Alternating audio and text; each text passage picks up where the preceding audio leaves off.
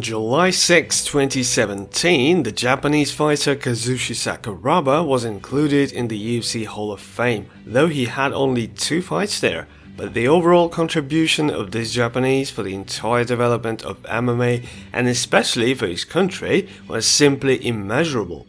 From a pro wrestler who fought in the undercard of his mentor Takada, he became a real national hero and Japan's heritage. Kazushi alone challenged the powerful Gracie Clan, for which he later received a nickname the Gracie Hunter.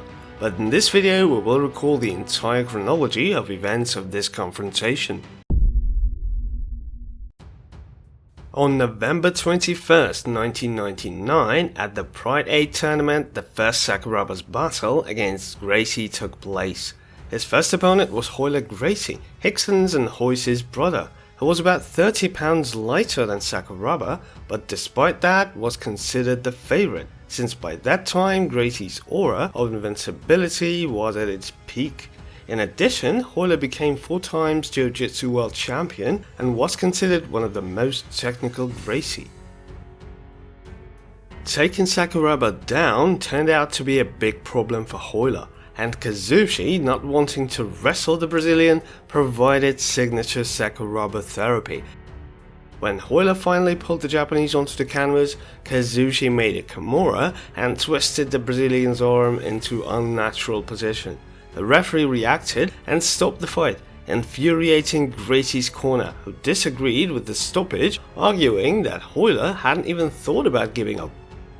After the fight, Kazushi took the microphone and stated that he expected if he wins, Gracie would have a lot of excuses why Royler lost to him, and therefore he wants to fight the leader of the family, namely Hickson Gracie. So that evening, the undefeated Gracie Jiu-Jitsu took a savory slap in the face from a Japanese fighter whose shares skyrocketed.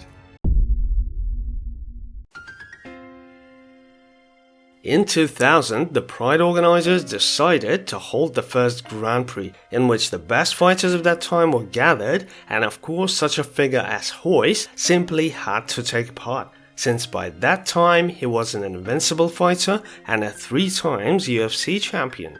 According to the results of the draw, Royce and Sakuraba ended up in the same part of the tournament grid, and this fight was only 1 victory away.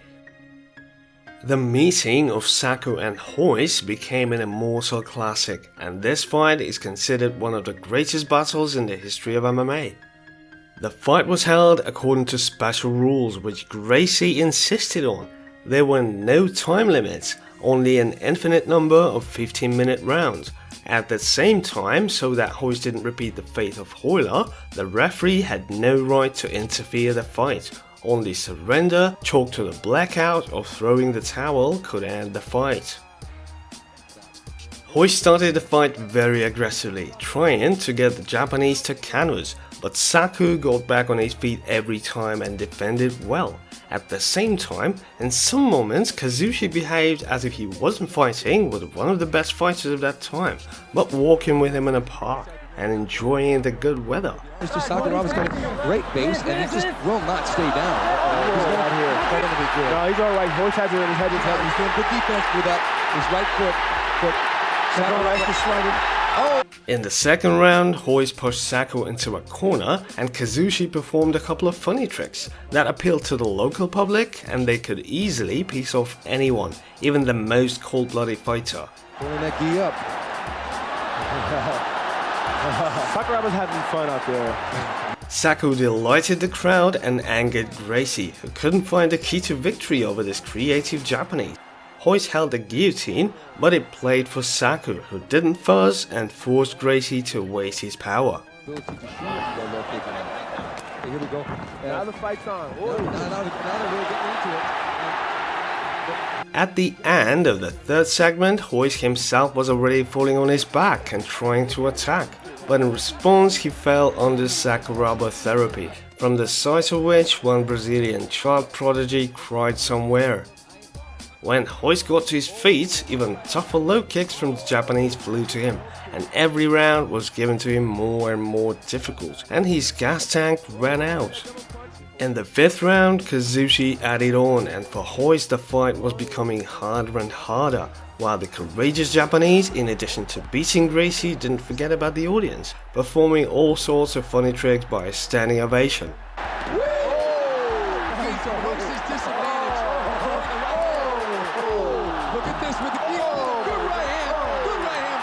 In the 6th segment, Hoishi's legs received another massive dose of low kicks from Sakuraba, who didn't even think to get tired, continuing to beat the tired Triple UFC champion.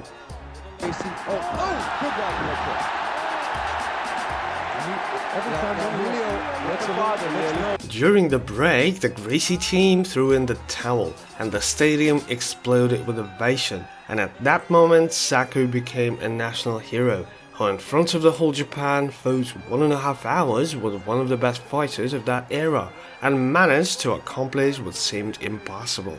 The Japanese showed that Gracie can be defeated and even won in battle according to their own rules. 3 months after fighting Hoist and getting the Gracie Hunter nickname, Sakuraba went up against another family member, Hanzo Gracie. Hanzo started the fight very aggressively, throwing low kicks and trying to pull Saku into the guard, but as soon as he was on his back, Saku responded with signature leg kicks, preventing Gracie from getting up. With another good Hanzo shooting in. Oh, nice spin around. Takedown by Sakuraba. Sakuraba chopping away.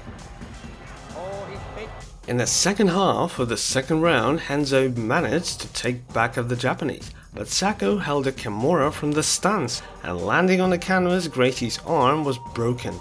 We must pay tribute to the courage of Hanzo, who wasn't going to give up, but the referee, seeing what happened to his hand, stopped the fight, and Sakuraba won the 3rd victory over members of the Gracie family. He was better than me tonight. To say that he's the Japanese version of the Gracie family. He was defeated, but he was defeated after a spirited battle. He probably would have gone to overtime. That same evening, when Sakuraba finished Hanzo, and the corner of the Brazilian was his now deceased brother Ryan, who was known for his violent and daring temper, as well as problems with the law. Ryan stated that he wanted to fight Sakuraba, and at the Pride 12 tournament, which was called Cold Fury, the Japanese went hunting again. Ryan, unlike Hanzo, wasn't inferior to the Japanese in size, and even more in aggression, since he had it over the top. Therefore, the beginning was held according to the classics, Gracie and the furious attacks and Sakuraba on a walk.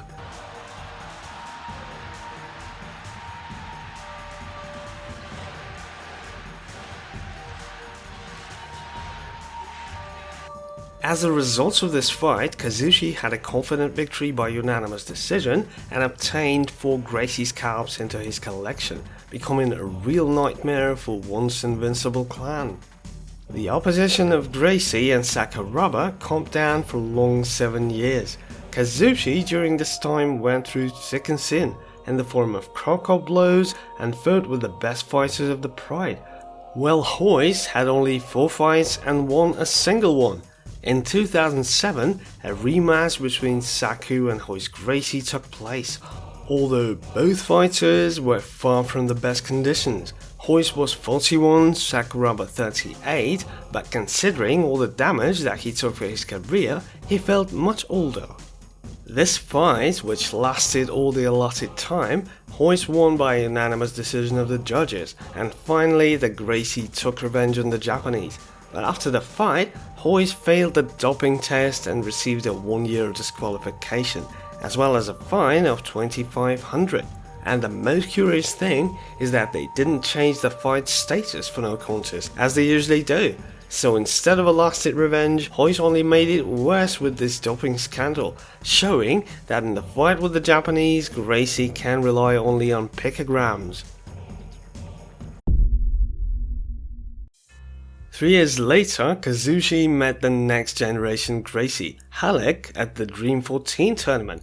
Halleck was son of the UFC founder Rorion Gracie and Hoist's nephew. He was the 5th family member who decided to beat Sakuraba.